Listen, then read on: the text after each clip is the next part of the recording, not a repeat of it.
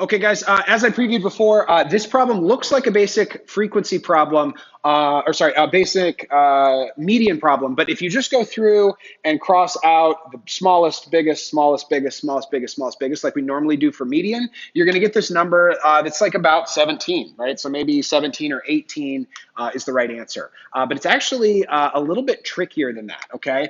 There's this other column on this table here that says frequency. And remember, this is electoral votes. So 55 is California, 34 is like Florida or Texas, 31, maybe New York, right? Like it's votes for president, right? It's the Electoral College. And there are some states that have the same number of electoral votes. So the reason that this problem is tricky is there are 4 different states. That's what this frequency word that I hinted at before at the end of the last video is so important, right? There's not just 110, there's actually 4 of them. Okay, there's not just 111, there's 4 of those too. Okay, there's 112, 113, there's 3 15s. Okay, and there's 2 21s. And now if we go through, we're going to get the right answer when we find median, right? So smallest, biggest, smallest. And it's a lot faster if you cross out more than 1. So instead of just crossing out the 1, I'm going to do 2, 3, 4, 5. 1, 2, 3, 4, 5. 1, 2, 3. I don't know if I'm gonna have room for 5, so we'll just do 1, 2, 3, and then 1, 2, and we should end up with 15 in the middle. The right answer here is actually B. Because of this frequency column, it tells us that there's more in this data set. There's more than one number, 10. There's more than 111, but there's only one California, right? So there's only one number 55. Okay, so frequency is the next word that I need to see in your boat books. Okay, frequency is kind of the math word and for how many times we see a number. Okay, so in this data set, the frequency of 7s is 2. Okay, so frequency just means how many of a number we see. Okay, and skill 22 is going to deal a lot with frequency. It's going to deal, so we're going to come back to this word. We're not going to see it a bunch through this skill, but it is an important math word, and especially when you're dealing with data analysis, it's a really kind of important piece to our puzzle. Okay, and now we're going to kind of change gears. We're going to do something silly and then something that gets pretty real. So, so bear with me here for a moment. The next 2 vocab words are probability and ratio, right? These are the other kind of basic data words that you kind of have some sense of what they mean.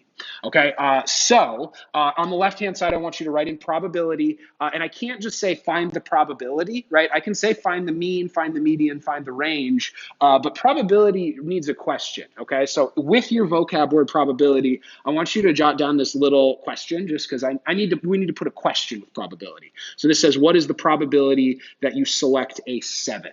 Okay, and probability is just chance, right? It's odds. There's a 30% chance of it being rainy today. So the probability of rain is 30%. Okay, so probability is just the, we use the word outcome a lot with probability. So it's the outcome that we want, okay, over all outcomes. Okay, so if our question is, what is the probability you select a 7, how many outcomes are there that we want? Well, there's one right here, there's one right here, so there are 2 7s, and then out of all outcomes, I could pick a 5, a 12, a 7, a 10, right, all the way over. So there's 6 total outcomes. So there's a 1 in 3 chance, there's a 1/3 probability that I would pick a 7. Okay, and then ratio is a word that goes all the way back to elementary school. Okay, a ratio is just a comparison. Okay, and again, I can't just say find the ratio from these numbers. That doesn't make any sense. So I need a question that goes with that. What is the ratio of 12s to 7s? Okay, and here we're just comparing the number of 12s. I see 1 12, okay, and I see 2 7s. So the ratio would be 1 2 2. Okay, I can write this a few different ways, right? Ratios can be expressed as fractions, so it could be 1 to 2. Or there's also this ratio writing where I can use a colon in there instead. So these are all correct answers to the question, what is the ratio of 12s to 7s, okay? And these are the vocab words we're going to look at with our last practice set. I did warn you, we're going to look at something pretty silly and then something pretty real. So get ready for a hard turn in this lesson. But I wanted to look at something kind of silly just to kind of lead you in, right? We're going to play a little game called Spot the Fakes, okay? So this here is called the Tech Neck. It's a hands-free device collar. It mounts on your neck and it holds the phone right in front of your face, so you can you can do other things with your hand while you're watching YouTube videos. Okay, is this real or is this fake? Okay, this one's a USB toaster. It's a toaster that plugs into the USB port on your computer. Is this real or is this fake? We've got two more. Next one is a knapsack. It's a hood that you wear over your head so you can nap in public or maybe math class. You never know. Okay, and then the last one is a pet sweep. So if you have an animal, you can put these on their feet, and it's basically like a real live Roomba that cleans your floor. Okay, so these are the 4 devices I just showed you. Which ones are real? Which ones are fake? Pause the video. Think about this real brain buster of a question.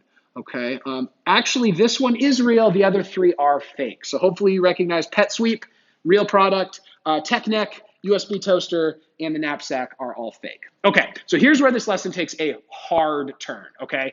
Data is really important way for us to look at the way that the world works, okay? And one way that we're gonna look at in here deals with race, okay? Race in America dictates everything, okay? It changes your outcomes as a person, and there's really no fudging around that, right? Your outcomes are highly dependent on your race, okay? So the data set that we're gonna look at for the last couple questions that I'm gonna ask you to do today deals with race. And if you look at this table, this is the 2015 data for SAT scores. And as you look through, we have our reading, our math, and our writing scores. This is broken up by race. And if you look through this table, you'll notice pretty quickly some pretty troubling trends.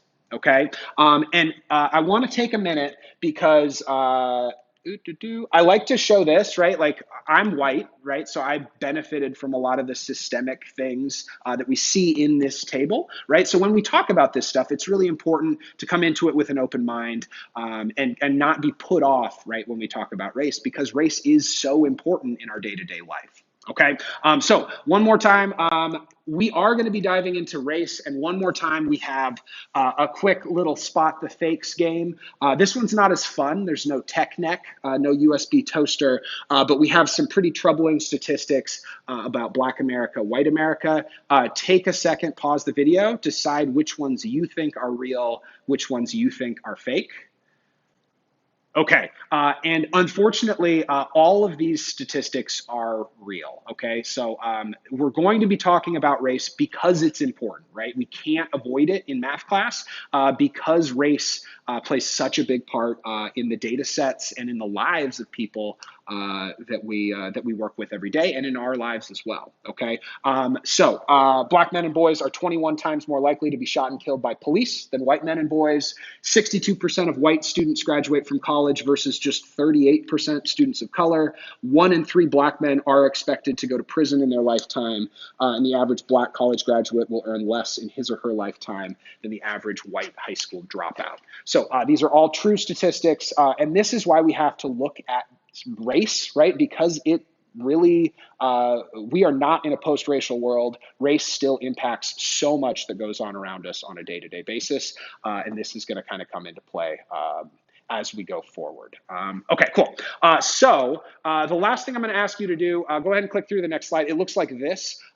Make sure you can answer a couple of the questions here. You don't have to do them all, but pick 1 or 2. Just make sure you know how to find probability from a table, how you can find ratios from a table. And that's all I've got for you guys today. The homework is after this.